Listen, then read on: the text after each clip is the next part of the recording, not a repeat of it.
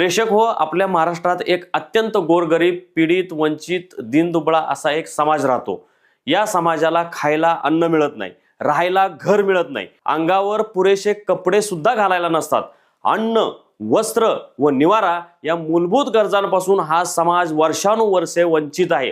त्यांच्याकडे कुणी डुंकूनही बघायला तयार नाही.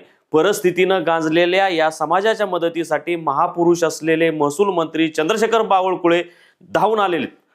ताजे मंत्री झाल्यानंतर बावनकुळे यांनी या गलित गात्र जीवन जगणाऱ्या जमातीसाठी पहिला मोठा निर्णय घेऊन टाकलाय. त्यासाठी बावनकुळे यांना भारतरत्न, नोबेल, ऑस्कर, मॅग्सेसे असे जगातील सगळे मानाचे पुरस्कार द्यायला हवेत. बावनकुळे यांनी ज्या वंचित समाजासाठी हा भला मोठा निर्णय घेतलाय त्या जमातीचं नाव आहे आजी माजी आमदार आणि त्यांचं कुटुंबीय. महाराष्ट्राच्या कानाकोपऱ्यात ही जमात आढळते. प्रत्येक तालुक्यात आजी माजी आमदारांची ही जमात असतेच. भारताला 1947 मध्ये स्वातंत्र्य मिळालं. त्यानंतर 1950 मध्ये संविधान अस्तित्वात आलं.